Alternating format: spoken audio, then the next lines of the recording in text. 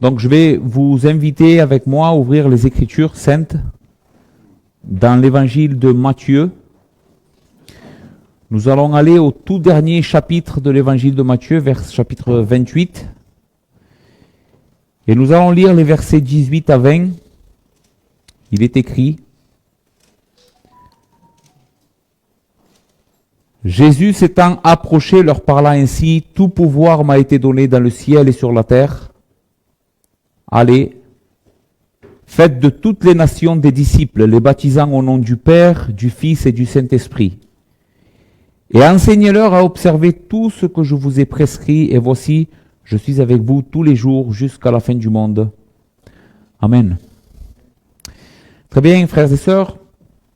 Aujourd'hui, c'est un enseignement, puisque nous allons avoir bientôt la joie d'avoir des baptêmes. Donc, nous allons essayer de voir la doctrine du baptême chrétien. Alors, certainement, comme je le dis souvent, la parole de Dieu est tellement riche que je ne pense pas qu'on va pouvoir épuiser le thème aujourd'hui. Mais j'espère quand même vous donner assez de choses pour que vous ayez une conception biblique et bonne de ce que c'est le baptême chrétien. Tout d'abord, permettez-moi de commencer par une question. Quel est le rôle ou la tâche que nous avons comme Église chrétienne dans ce monde? Essayez de mettre les téléphones sur vibreur, s'il vous plaît. Donc, je répète, quel est le rôle ou la tâche que nous avons en tant qu'Église chrétienne dans ce monde? On pourrait répondre de plusieurs manières à cette question. Quel est le rôle de l'Église dans le monde? Mais quel est le rôle que ce texte particulièrement que nous avons lu dans l'évangile de Matthieu nous révèle au sujet de l'Église?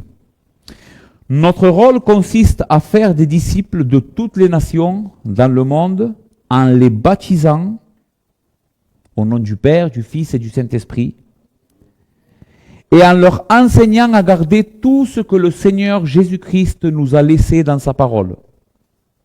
Et ceci jusqu'à ce que Christ revienne. Voici le rôle de l'Église. Aller faire des disciples en les baptisant et en leur enseignant ce que Christ nous a laissé dans la Bible.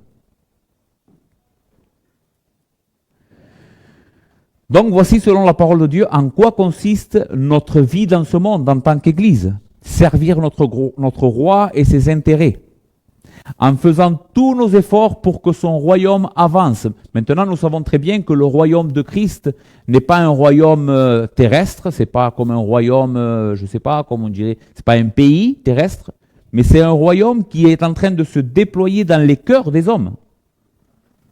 Christ est en train d'implanter son royaume déjà dans le cœur des hommes, en train d'appeler des pécheurs, des femmes, des hommes, des petits, des grands, des riches, des pauvres. Il est en train d'implanter son royaume dans les cœurs et bientôt il viendra pour rétablir son royaume de manière finale. Donc celui-ci est notre rôle. Mais regardez bien au verset 18 parce que la grande commission, c'est de ce qu'on est en train de parler ici, la grande commission que Christ a laissée à son peuple, ne commence pas au verset 19. Elle commence au verset 18, où Christ dit « Toute autorité m'a été donnée dans le ciel et sur la terre. Allez et faites des disciples. » Nous pouvons aller parce que Christ a reçu toute autorité du Père et qu'il n'existe rien dans tout cet univers qui ne lui soit soumis. La Bible enseigne que toute chose a été soumise au Fils depuis qu'il a été au ciel et il est assis à la droite de Dieu. Maintenant, il a toute autorité et c'est pour cette raison que nous pouvons aller joyeusement, avec espérance aux nations. Oui, c'est vrai, certaines personnes vont refuser l'évangile, mais l'Église n'échouera pas dans la grande commission, puisque Christ a été glorifié. Jésus a donc vaincu tous ses ennemis et maintenant il est avec nous, il promet d'être avec nous dans ce passage jusqu'à la fin du monde. Maintenant, il y a 3 paroles très importantes dans notre passage qui nous montrent comment bien remplir la grande commission. Le premier, comme j'ai dit, c'est aller. L'Église doit prêcher l'évangile. Il n'y aura pas d'avancement du royaume de Dieu dans le monde si l'Église ne va pas prêcher. Nous devons aller prêcher. Le deuxième, c'est enseigner-leur à garder. Donc, une fois que nous allons aller prêcher, que les personnes vont se convertir, Jésus nous dit, une fois que les personnes vont accepter le message de l'évangile, maintenant enseignez-leur.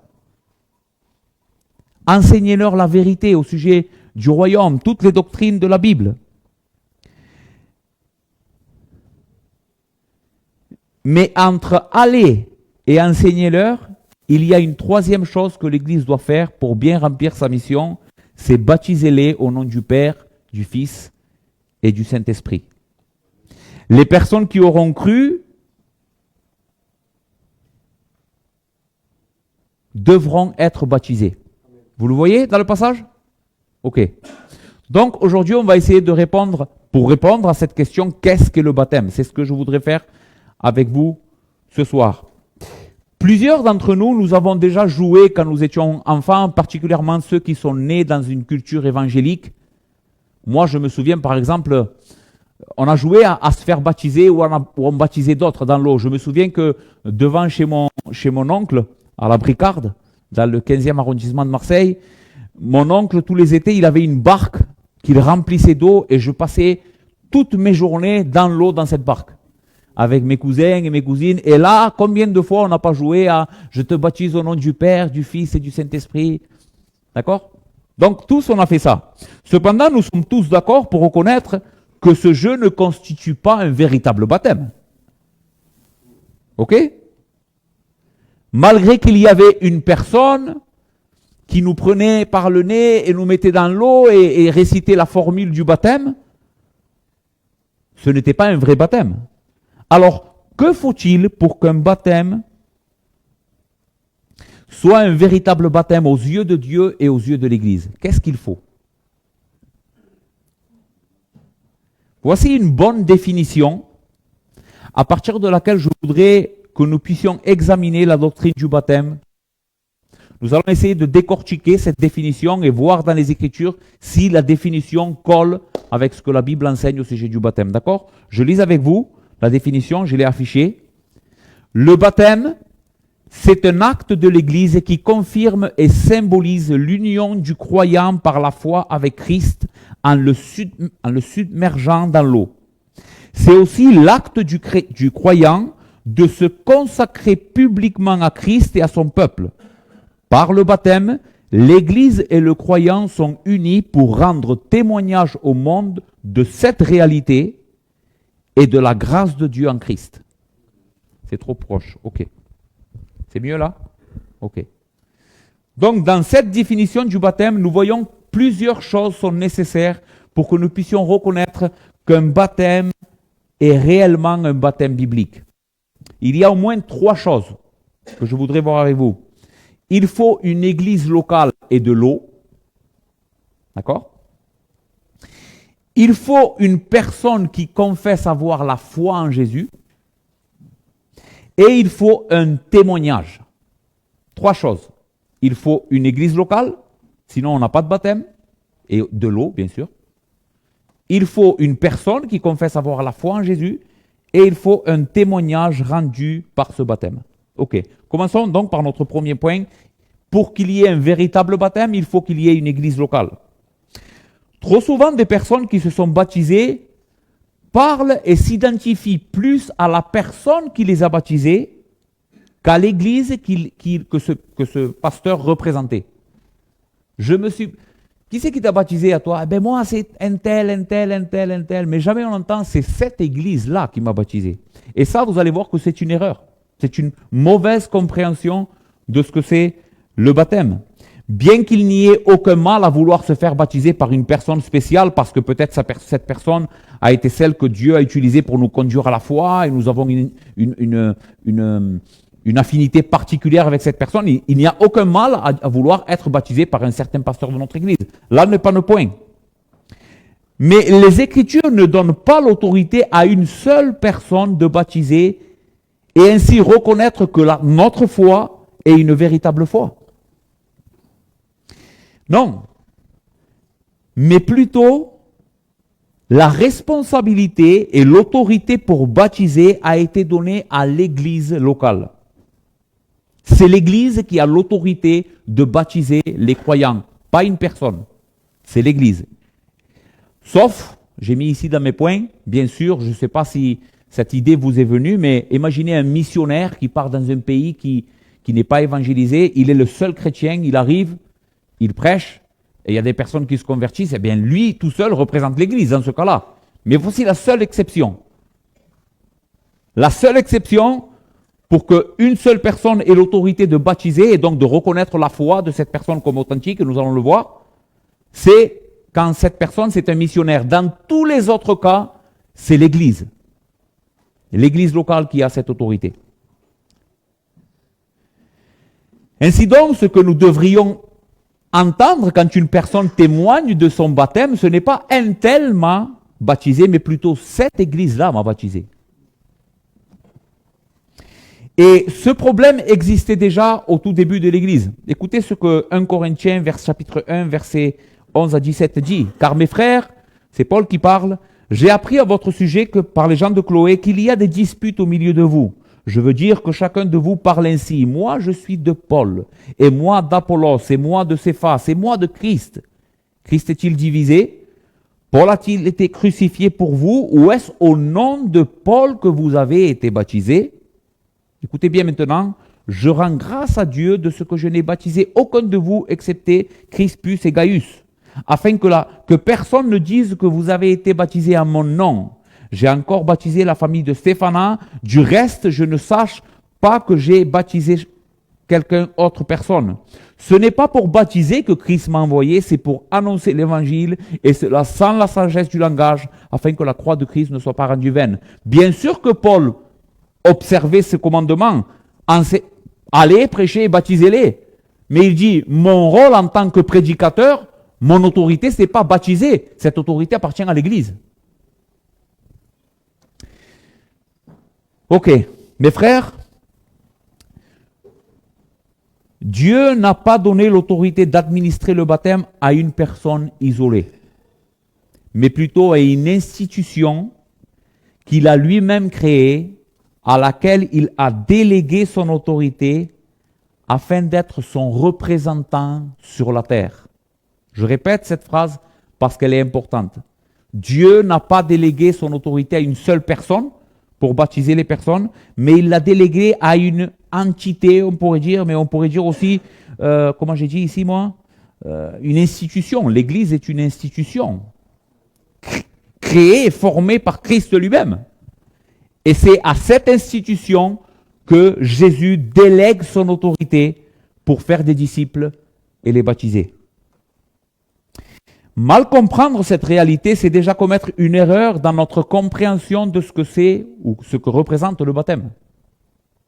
Dans l'évangile de Matthieu, au chapitre 16, nous voyons que des paroles, Jésus va enseigner de manière très étrange si on ne comprend pas ce qu'il est en train de nous dire dans ce texte.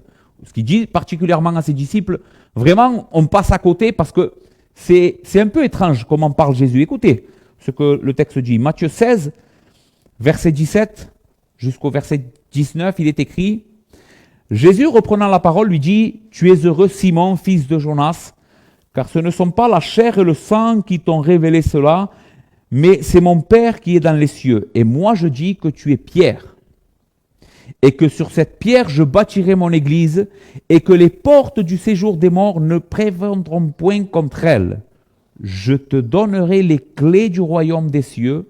Ce que tu lieras sur la terre sera lié dans les cieux, et ce que tu délieras sur la terre sera délié dans les cieux. » Ce que nous apprenons dans ce passage, c'est que Christ allait déléguer son autorité, représentée dans notre passage par les clés du royaume, d'accord, à son Église qui est représentée ici par Pierre et les apôtres. Pierre, Jésus parle à Pierre particulièrement, mais il parle à Pierre et aux apôtres, il dit, je vais te laisser les clés du royaume, que c'est son autorité. D'accord? Cette autorité se manifeste par la capacité de l'Église d'émettre un verdict ou un jugement auquel Christ, écoutez bien, et son nom serait identifié. Ce que les disciples feraient, Christ serait identifié à ce qu'il ferait ou ce qu'il dirait. Est-ce que vous avez saisi? Peut-être que ce prochain texte va vous aider. C'est un des passages les moins bien compris par les évangéliques aujourd'hui. Mais ce texte que nous allons lire maintenant enseigne exactement la même chose. Matthieu 18, versets 18 à 20. Je vous le dis en vérité, tout ce que vous lirez sur la terre sera lié dans le ciel. Et tout ce que vous délierez sur la terre sera délié dans le ciel. Je vous dis encore que si 2 d'entre vous s'accordent sur la terre pour demander une chose quelconque, elle leur sera accordée par mon Père qui est dans les cieux. Car là où 2 ou 3 sont assemblés en mon nom, je suis au milieu d'eux. Combien de fois on n'a pas entendu ce texte pour dire on est 2 ou 3, Jésus est là. Alors c'est vrai que le texte enseigne ça, mais ce n'est pas le but premier de Jésus ici. Le but premier de Jésus dans ses paroles, c'est exactement la même chose qu'on a vu dans le texte précédent. Il est en train de dire, mon Église, quand vous vous réunissez, quand vous prenez une décision, puisque moi je ne vais plus être là, vous êtes ceux qui vont me représenter légalement. Mon autorité, mon nom est avec vous. Donc ce que le Seigneur promet ici à ses disciples, ce n'est pas une présence mystique ou une ambiance particulière quand 2 ou 3 seraient réunis, mais plutôt Jésus est en train de leur enseigner que parce que ses disciples seront ses représentants sur la terre après son ascension, il leur promet que dans toutes les décisions qui se prendront dans le contexte de l'Église locale, dans son nom, sous son autorité, il sera avec eux.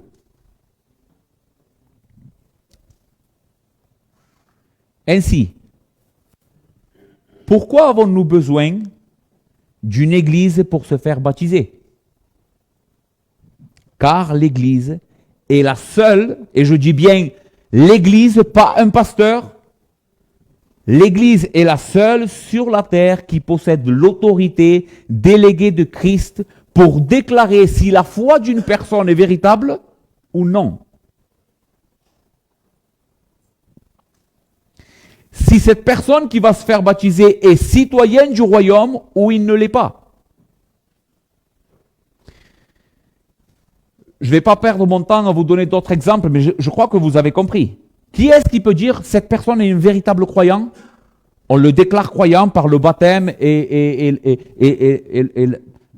la réception dans la membrité de l'Église, c'est l'Église. Parce que l'Église est la représentante de l'autorité de Christ sur la terre.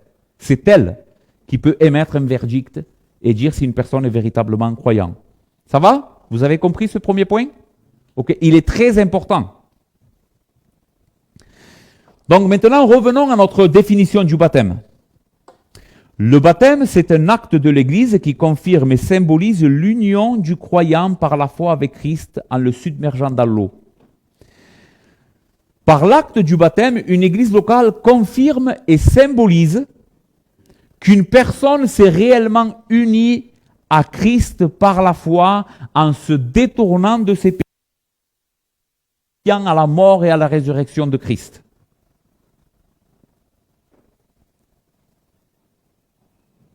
Et en s'identifiant bien sûr à son peuple. Et que tous les bénéfices de cette œuvre de salut que Jésus a accomplie sont présentes dans sa vie. Voici ce que vous êtes en train de proclamer, ou ce que l'Église proclame quand on est en train de vous baptiser. Cette personne s'est réellement détournée de son péché, a mis toute sa confiance dans la personne de Jésus-Christ, et désormais, nous sommes en train de voir les fruits du salut que Christ a accompli dans sa vie. C'est ce que l'Église est en train de dire quand nous baptisons une personne. Dans le baptême, c'est comme si l'Église mettrait une marque visible pour que tout le monde entier puisse identifier cette personne qui est en train de se baptiser comme un véritable croyant. Je vais vous mettre un exemple. Imaginez un supporter de l'OM, mais qui aime l'OM plus que sa femme. Ok, il y en a, hein? Bon, on va mettre un supporter normal, allez. Il aime sa femme et il aime l'OM. Ok. Cet homme ne se promène pas toujours avec un maillot de l'OM, même s'il le fait souvent. Mais cet amour qu'il a pour le club olympique de Marseille, il est dans son cœur, peu importe à quel moment. Vous comprenez? Mais au moment où on lui met le maillot, ce qu'il y a à l'intérieur, son amour pour l'OM est manifesté quand il est au stade, par exemple, et qu'il met le maillot. Tout le monde peut dire, cet homme-là est un supporter de l'OM. C'est immanquable. Pourquoi? Parce qu'il porte le maillot de l'OM, en plus qu'il a cet amour dans le cœur. Bon. Ce que nous sommes en train de dire au sujet du baptême, c'est un peu la même chose. Quand une personne se convertit à Christ et que réellement l'amour pour Christ naît dans son cœur, c'est un vrai croyant, l'Église, elle vient et elle lui met le maillot de Christ, de l'équipe de Christ. D'accord? De manière que ce qu'il y a à l'extérieur de cette personne, c'est une réalité ou un reflet de ce qu'il y a à l'intérieur. Que l'Église a reconnu, qu'elle a vu, et elle lui a dit, tiens, tu es digne de porter ce maillot. Et ce maillot, c'est le baptême. Le maillot, c'est le baptême. Au moment du baptême, tu es identifié avec Christ et son peuple. Regardons deux textes qui nous enseignent comment le baptême symbolise de manière visible une vérité spirituelle que le chrétien a déjà vécue. Il a déjà vécu cette vérité, mais le baptême, d'une certaine manière, va le matérialiser à nos yeux. Romains 6, versets 3 à 4. Ignorez-vous que nous tous qui avons été baptisés en Jésus-Christ, c'est en sa mort que nous avons été baptisés. Nous avons donc été ensevelis avec lui par le baptême en sa mort, afin que comme Christ est ressuscité des morts par la gloire du Père, de même, nous aussi, nous marchions en nouveauté de vie. L'eau du baptême représente de manière symbolique l'union du croyant dans la mort de notre Seigneur pour ses péchés et dans sa résurrection pour une nouvelle vie. Vous le voyez dans le texte? Lors du baptême, c'est comme si on aurait été immergé dans sa mort. Et quand nous sommes sortis de l'eau, c'est comme si nous sommes sortis avec Christ du tombeau dans une nouvelle vie. Donc le baptême est en train de symboliser ce qu'il s'est passé spirituellement que personne n'a vu lors de la conversion. Il est très important de noter que le baptême ne fait pas devenir quelqu'un un enfant de Dieu. C'est pas le baptême d'eau qui te fait chrétien. Le baptême n'est que la partie visible de ce qui s'est passé le jour où tu as déposé ta foi en Christ. D'accord?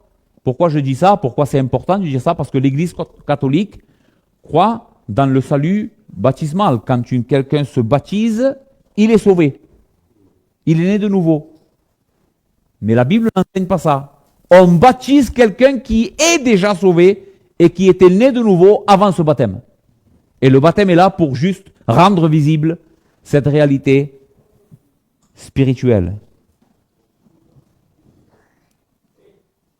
Donc, le baptême vient comme un symbole visible pour confirmer symboliquement cette réalité qui est déjà présente dans la vie du croyant. Écoutez Galates 3, versets 25 à 27, Paul dira, 26, pardon. Car vous êtes tous fils de Dieu par la foi en Christ, vous tous qui avez été baptisés en Christ, vous avez revêtu Christ. Ici encore une fois, Paul lie la vérité du salut spirituel, invisible, au baptême.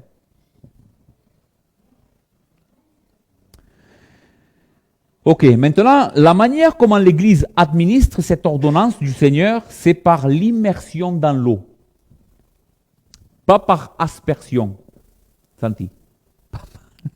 Santi tout à l'heure m'a dit quand il est rentré dans l'église, bon, tu dois enseigner qu'on peut être baptisé par 4 gouttes d'eau. Non, c'est faux. La Bible parle d'immersion dans l'eau. Une immersion complète de la personne dans l'eau. Pourquoi? Car l'immersion est ce qui représente le mieux la réalité que le baptême symbolise. D'accord? L'union du chrétien dans la sépulture de Christ et dans sa résurrection. De plus, la parole baptême, dans notre texte par exemple, en grec c'est bautizo, Et elle veut dire plonger.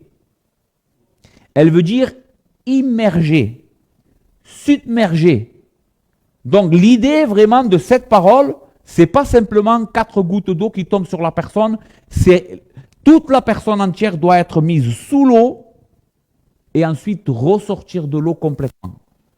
Parce que ça symbolise vraiment ce qui s'est passé de manière spirituelle. Écoutez dans Jean 3, verset 22, c'est un détail, mais c'est un détail important. Il y en a d'autres de passages, mais j'ai mis celui-là. Jean 3, verset 22 à 23. Après cela, Jésus, accompagné de ses disciples, se rendit dans la terre de Judée, et là il demeurait avec eux, et il baptisait. Jean aussi, Jean le Baptiste aussi, baptisait à Hénon, près de Salim, parce qu'il y avait là beaucoup d'eau, et on y venait pour être baptisé. Vous voyez ? Le texte dit que pour être baptisé, Jean avait cherché un endroit où il y avait beaucoup d'eau. Assez d'eau pour qu'une personne soit totalement immergée dans l'eau. On a aussi le baptême de l'Éthiopien, quand, comment il s'appelle celui qui s'appelle Philippe, merci les frères. Quand Philippe va lui prêcher l'évangile, à un moment donné, l'Éthiopien va dire, il y a de l'eau ici, qu'est-ce qui empêche que je sois baptisé? Et la Bible dit, Philippe et cet homme-là descendirent tous les deux dans l'eau. Il le baptisa, et au moment où il remontait de l'eau, Philippe fut pris par l'Esprit et amené à un autre endroit. Donc on voit très bien encore cette image qu'il fallait assez d'eau pour que Philippe et l'Éthiopien puissent descendre dans l'eau et être baptisés. Ok. C'est un détail, vous pourriez dire c'est un détail, mais ce n'est pas un détail. Ce n'est pas un détail. C'est la vérité de Dieu. Dieu dit que ce n'est pas avec 2 gouttes d'eau, c'est en immergeant complètement la personne dans l'eau. Et c'est comme ça qu'on doit administrer le baptême chrétien. Ok. Laissez-moi résumer ce point et faire quelques applications. Je vous rassure, c'était le plus long. D'accord ? Maintenant, je vais essayer d'être plus rapide. Mais laissez-moi faire quelques applications et, pour qu'on puisse mieux comprendre ce que l'on vient de dire. Donc, pourquoi avons-nous besoin d'une église locale pour nous baptiser? Premièrement, parce que nous nous faisons baptiser. On ne peut pas se baptiser soi-même. C'est quelqu'un qui doit nous baptiser, donc nous avons besoin d'une église. Et parce que Jésus a délégué son autorité pour le représenter et juger les affaires de son royaume à son église en son nom. L'église est la seule qui au nom de Dieu, du Dieu trinitaire, peut rendre un verdict au monde que réellement je suis un véritable croyant. Seulement l'église peut faire ça. Dans le baptême, écoutez, vous qui allez vous faire baptiser, dans le baptême, c'est comme si Dieu, lui-même, au travers de cette ordonnance, serait en train de se rendre personnellement vers vous et vous donner un témoignage personnel à vous seul. Je t'aime, tu es mon enfant.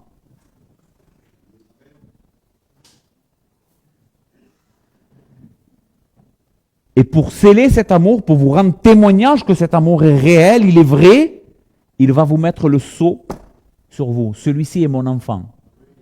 Et ce sceau, c'est le baptême. C'est comme ça que vous allez être scellés. Écoutez dans Marc 1, versets 9 à 11, c'est le baptême de Jésus.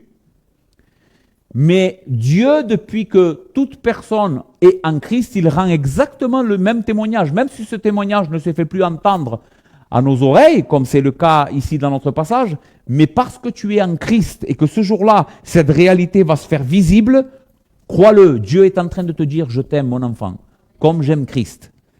Au moment où il sortait de l'eau, il vit les cieux s'ouvrir et l'Esprit descendre sur lui comme une colombe, et une voix fit entendre des cieux ces paroles « Tu es mon Fils bien-aimé, en toi j'ai mis toute mon affection ». C'est ce que Dieu dit à toute personne qui se fait baptiser au nom de Jésus, du Père et de l'Esprit. Très bien, Église de Dieu. Maintenant, je parle à vous, pas à ceux qui vont se faire baptiser. Ce que nous nous apprêtons à faire à ces personnes qui ont cru l'évangile et qui veulent se faire baptiser n'est pas une chose à prendre à la légère. Nous nous apprêtons à exercer l'autorité que Christ a déléguée à son Église pour reconnaître qui sont ses enfants. C'est pour cela que nous devons être prudents au moment de mettre cette marque dans la vie d'une personne. Nous ne pouvons pas faire ça à la légère. Nous devons être prudents en nous assurant par tous les moyens que Dieu nous a laissés de sonder et vérifier la véritable foi de cette personne et l'authenticité de sa foi, de sa repentance pour le baptiser. Les frères, j'ai vu de mes yeux trop d'erreurs qui se sont commises dans les églises en baptisant des personnes qui, après un certain temps dans l'église, sont partis en faisant un chaos dans l'église et en rendant un très mauvais témoignage de l'église de Christ. Pourquoi? Parce que l'église qui les a baptisés n'a pas pris le soin d'être assez minutieux pour s'intéresser à ces personnes, pour voir si réellement cette personne était vraiment convertie. Après 2 jours d'assistance à la réunion, et parce qu'il était un peu sérieux, « Ah, tu veux te baptiser? Eh bien, viens, on va te baptiser, c'est bien. » Et le baptême, pour eux, c'est plus une fête. Souvent, maintenant, le baptême, c'est une mode. Se faire baptiser, c'est quelque chose de bien. Alors, je ne suis pas contre dire que le baptême, c'est pas un jour joyeux, on peut manger des gâteaux, on peut faire la fête. Ça, c'est très bien, je ne suis pas contre ça. Mais il ne faut pas oublier la réalité de ce que est en train de présenter le baptême. C'est pour ça qu'on fait la fête. On se réjouit dans un baptême, pas parce que c'est la mode de se faire baptiser parce qu'on est chrétien, mais parce qu'on est en train de comprendre la réalité de ce qui est en train de se passer ici.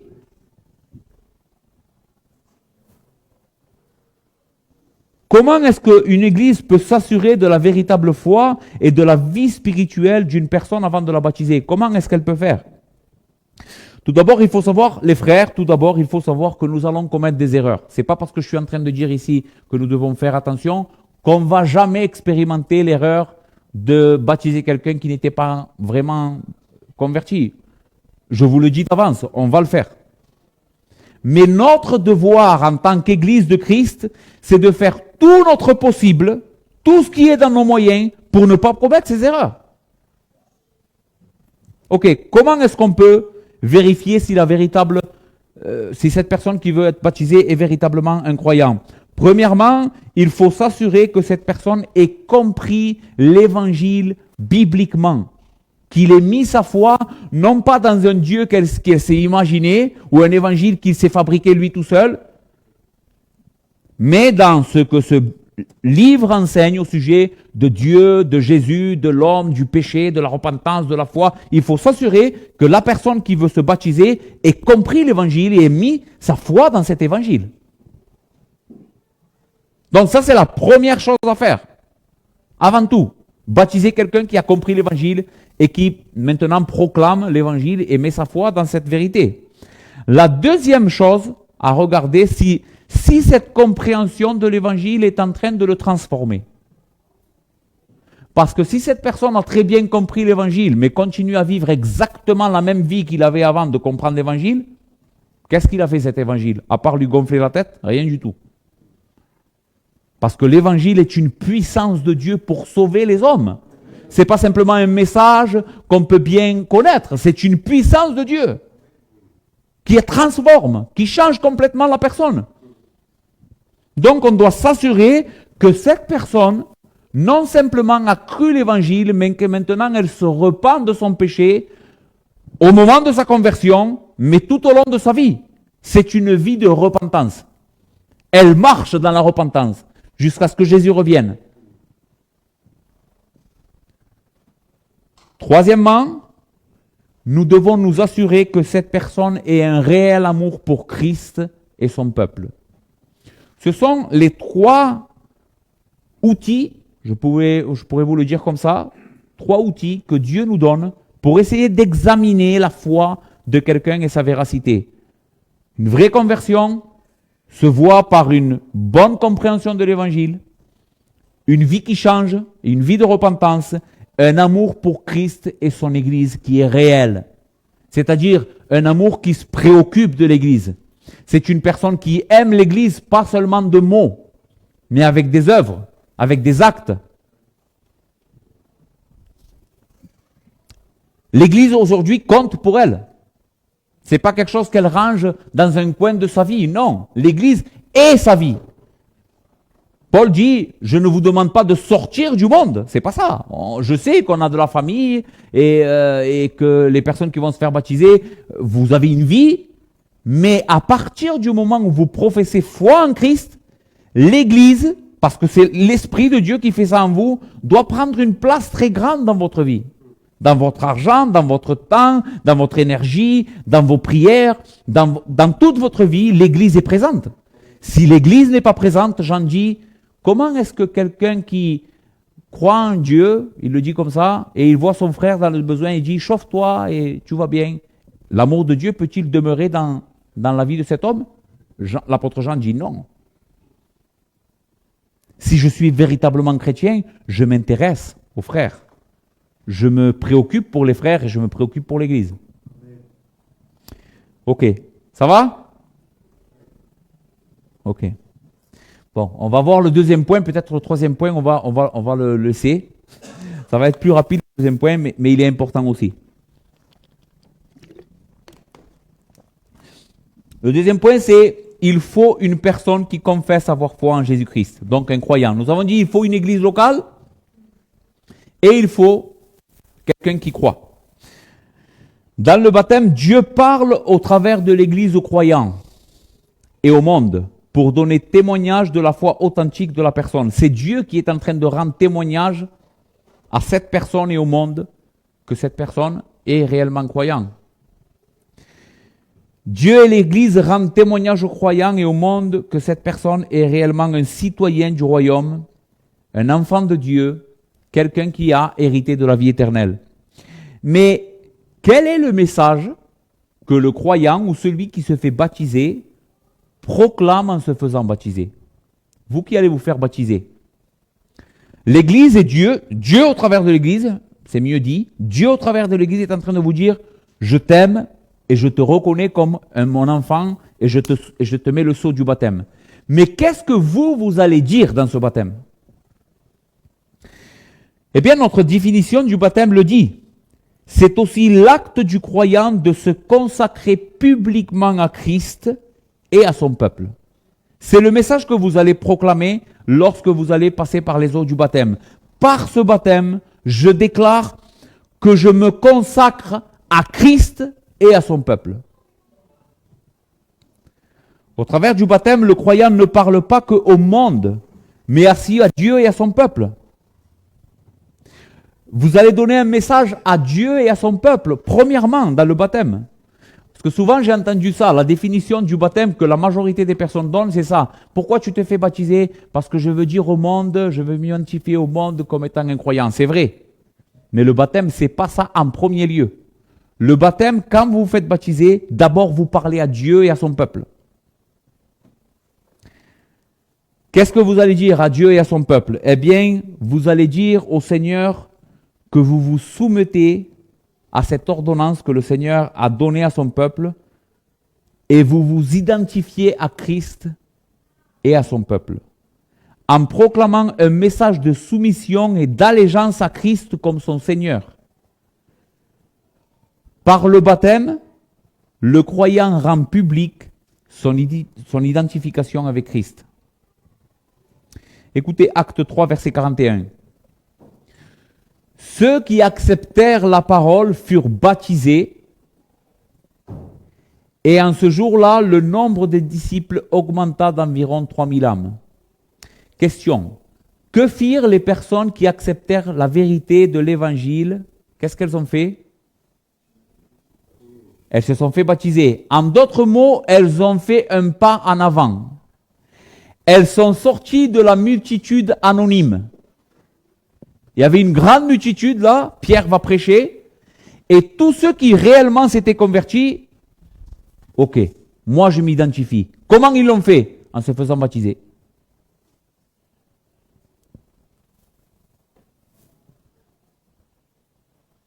Recevoir le baptême, c'est s'identifier à Jésus de Nazareth comme étant le véritable sauveur. Et c'est exactement le désir de Christ pour ses disciples. Jésus veut ça. Jésus veut que tous ceux qui croient en lui s'identifient à lui devant le monde. Les frères, on ne peut pas être un chrétien caché. Ça n'existe pas. Ça n'existe pas de chrétien anonyme, caché. Écoutez ces paroles. Matthieu 10, versets 32 à 33. Voici ce que Jésus dit à ceux qui veulent vivre une vie chrétienne cachée pour que personne ne le sache. C'est pourquoi quiconque me confessera devant les hommes, je le confesserai aussi devant mon Père qui est dans les cieux. Mais quiconque me reniera devant les hommes, je le renierai aussi devant mon Père qui est dans les cieux. Non, moi je veux pas me baptiser parce qu'après qu'est-ce qu'ils vont dire dans mon travail, que je suis quelqu'un de trop radical. Se faire baptiser c'est quelque chose avant on faisait ça, avant. Maintenant en 2025, plus personne se fait baptiser. On peut être chrétien tout en essayant de garder une foi, en respectant les autres. Non, ça n'existe pas dans le christianisme, ça. On respecte tout d'abord Dieu. Et Dieu commande dans sa parole que tu dois te baptiser. Je ne suis pas en train de dire ici qu'on ne doit pas respecter les autres, mais si respecter les autres pour toi, c'est ne pas t'identifier au nom de Jésus, eh bien tu vas avoir des problèmes avec Jésus le jour du jugement. Non. Un chrétien témoigne de sa foi avec sagesse, avec prudence, mais il le fait. C'est pas normal que dans ton travail, ça fait 10 ans que tu travailles au même endroit et que personne ne sait que tu es chrétien. C'est pas normal.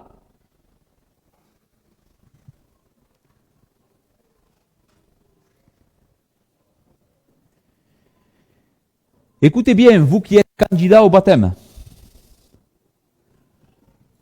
ce que vous allez faire, et ici je veux que vous prêtiez très attention à ce que je vais dire. Ce que vous allez faire va vous unir par alliance devant le ciel et devant les hommes, avec Christ et avec son peuple représenté ici par Église évangélique de la grâce. Vous allez faire lors du baptême, voyez-le comme ça, sinon vous avez passé à côté. Lors du baptême, vous signez une alliance, vous signez un accord avec Dieu et avec son peuple.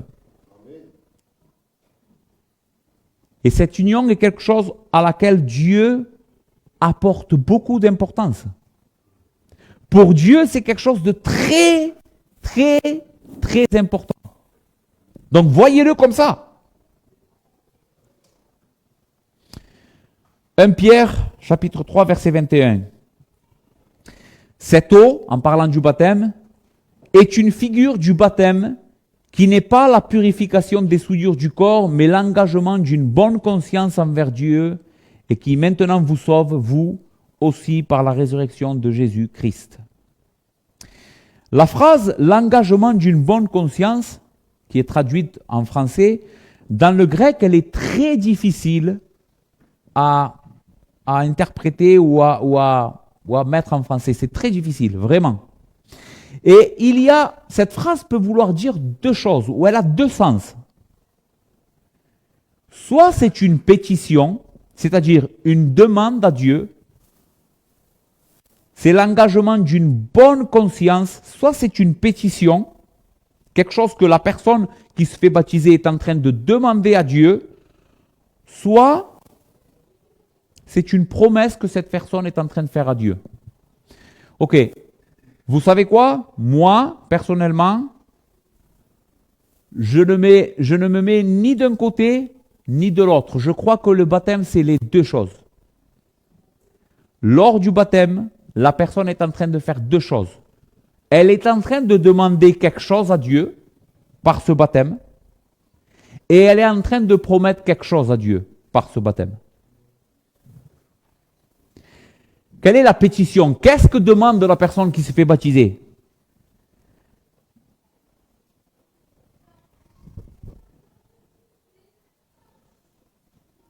Par le baptême, vous êtes en train de demander à Dieu de vous sauver. C'est ce que vous êtes en train de proclamer ce jour-là. Seigneur, qu'est-ce que fait une personne qui se baptise? Tu reconnais que tu es pécheur? Oui, amen. Tu reconnais que sans Christ tu es perdu? Amen. Tu reconnais que Jésus est venu pour mourir pour tes péchés? Qu'est-ce qu'il est en train de faire? Il est en train de confesser et d'appeler le salut de l'évangile. Donc c'est une pétition, le baptême c'est une pétition à Dieu. Seigneur, je suis pécheur, je le reconnais devant tout le monde, sauf moi. Applique à ma vie le salut de ton Fils, qui est mort et qui est ressuscité pour moi. Donc c'est une demande. Mais c'est aussi une promesse que le baptême symbolise au travers d'un engagement et d'une promesse de soumission à Christ et à son peuple. Car on ne peut pas reconnaître Dieu comme son Père si nous ne sommes pas prêts à marcher avec son Église comme ses frères. C'est impossible. Dieu, c'est mon Père, mais ne me parle pas de ses enfants. Il y a un problème là.